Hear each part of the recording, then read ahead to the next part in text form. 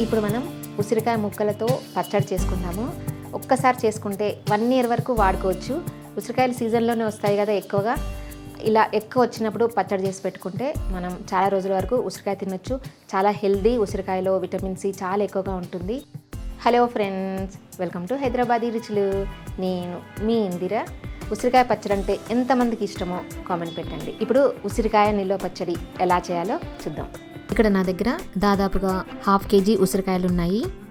ఇవి కొన్ని చిన్నగా, కొన్ని పెద్దగా కనిపిస్తున్నాయి కదా. మామూలుగా అన్ని సేమ్ సైజు ఉంటే ఇలాగే పెట్టేసుకోవచ్చు. కాకపోతే కొన్ని చిన్నగా, పెద్దగా ఉన్నాయి. అందుకని వీటిని ముక్కలు కట్ చేసి పచ్చడి చేస్తున్నాను. అంటే ఉసిరికాయ ముక్కల పచ్చడి. దీనిలోకి దాదాపుగా 1/2 cup కారం పొడి తీసుకున్నాను. కారం కూడా మన టేస్ట్ బట్టి వేసుకోవచ్చు, టేస్ట్ చూసుకుంటూ కూడా వేసుకోవచ్చు. సాల్ట్ దాదాపుగా 150 grams ఉంది, లేదా మన టేస్ట్ తగినంత వేసుకోవాలి. ఆవాలు 1/2 cup, చిన్న ఆవాలైతే బాగుంటుంది.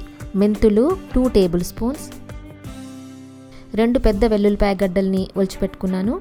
ఇది చింతపండు గుజ్జు. మామూలుగా నా దగ్గర ఉడికించిన చింతపండు గుజ్జు ఉంటుంది, దాంట్లోంచి 2 tablespoons వేసుకున్నాను.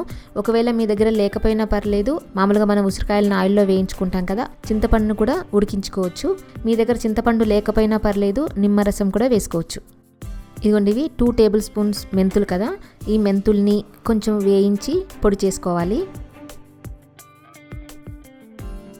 కొంచెం కలర్ మారే వరకు వేయించుకొని వీటిని పొడి చేసి పెట్టుకోవాలి. ఇదిగోండి, ఇలాగా మెత్తగా పొడి చేసి పెట్టుకోవాలి. ఆవాలని కూడా పొడి చేసి పెట్టుకోవాలి, వీటిని వేయించక్కర్లేదు. మిక్సీలో వేసుకొని ఇలాగా మెత్తగా పొడి చేసి పెట్టుకోవాలి. ఈ వెల్లుల్లిపాయలని కచ్చా పెక్కగా దంచి పెట్టుకోవాలి. ఇప్పుడు ఉసిరికాయలను కట్ చేసుకుందాము. ఇలా ఉసిరికాయలని ఘాట్లు పెట్టుకొని కట్ చేసుకోవాలి. ఇదిగోండి, నేను ఈ సైజులో ముక్కలు కట్ చేసుకున్నాను. మీరు కావాలనుకుంటే మీకు నచ్చిన సైజులో కట్ చేసుకోవచ్చు.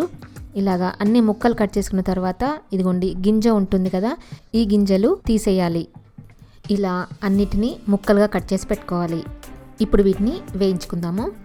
ప్యాన్లో దాదాపుగా 200 ml ఆయిల్ వేసుకోవాలి. పల్లి నూనె వేసుకుంటే టేస్ట్ బాగుంటుంది. ఆయిల్ వేడెక్కిన తర్వాత ఉసిరికాయ ముక్కల్ని ఆయిల్లో వేసుకొని వేయించుకోవాలి. మీడియం ఫ్లేమ్లో పెట్టుకొని వేయించుకోవాలి. ఈ ముక్కలు కొంచెం కలర్ మారే వరకు వేయించుకోవాలి. కలుపుకుంటూ వేయించుకోవాలి, మాడకుండా.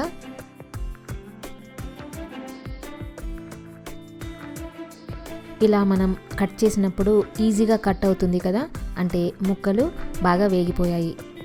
ఇప్పుడు స్టవ్ ఆఫ్ చేసుకోవాలి. ఈ ఆయిల్ బాగా చల్లారిన తర్వాతనే మనం పచ్చడి కలుపుకోవాలి. బాగా చల్లారిన తర్వాత మనం కచ్చాపెక్కగా దంచుకున్న వెల్లుల్లిపాయలను వేసుకోవాలి. చింతపండు గుజ్జు వేసుకోవాలి. మళ్ళీ చెప్తున్నాను, చింతపండు లేకపోయినా పర్లేదు, నిమ్మరసం కూడా వేసుకోవచ్చు. తర్వాత నేను ఇక్కడ 1/2 cup కారం వేసుకున్నాను. కారం కూడా మనం కలిపిన తర్వాత కారం టేస్ట్ చూసుకుని కావాలనుకుంటే ఇంకొంచెం కలుపుకోవచ్చు. టేస్ట్ తగినంత సాల్ట్ వేసుకోవాలి. మనం పొడి చేసి పెట్టుకున్నాం కదా, ఆవ పొడి వేసుకోవాలి. తర్వాత మనం పొడి చేసి పెట్టుకున్న మెంతి పొడిని వేసుకోవాలి. వీటన్నింటినీ బాగా కలుపుకోవాలి. ఇక్కడ మీకు కావాలనుకుంటే పసుపు కూడా వేసుకొని కలుపుకోవచ్చు. ఈ పచ్చడికి పోపు కూడా వేసుకోవచ్చు. అంటే ఈ పచ్చడి కొంచెం ఊరిన తర్వాత పోపు వేసుకుంటే బాగుంటుంది. ఈ పచ్చడిని బాగా కలుపుకొని 2 రోజులు ఊరనివ్వాలి. బాగా కలుపుకున్న తర్వాత ఒకసారి టేస్ట్ సరి చూసుకోండి. ఉప్పు కానీ కారం కానీ కావాలనుకుంటే ఇప్పుడు కూడా యాడ్ చేసుకోవచ్చు. బాగా కలుపుకొని 8 కంటైనర్లోకి తీసి పెట్టుకోవాలి. గ్లాస్ జార్ కానీ లేదా పోర్సిలిన్ జార్ కానీ తీసుకోవాలి. ప్లాస్టిక్ వాటిల్లో అస్సలు పెట్టుకోవద్దు. ఒక 2 days పక్కన పెట్టాలి. మూత పెట్టుకుని పక్కన పెట్టుకోవాలి. ఇదిగోండి, 2 రోజుల తర్వాత ఓపెన్ చేసి చూద్దాము. చూసారా, ఆయిల్ అంతా పైకి వచ్చేసింది. పచ్చడి ఎమ్మిగా కనిపిస్తుంది కదా, చూస్తేనే తినాలనిపిస్తుంది. ఒకసారి బాగా కలుపుకుని సర్వ్ చేసుకోవడమే. చాలా చాలా టేస్టీగా ఉంటుంది. అస్సలు పాడవకుండా, అసలు కలర్ కూడా ఏమీ చేంజ్ అవ్వకుండా 1 year వరకు నిలువ ఉంచుకోవచ్చు. మీరు కూడా ట్రై చేసి చెప్తారు కదా.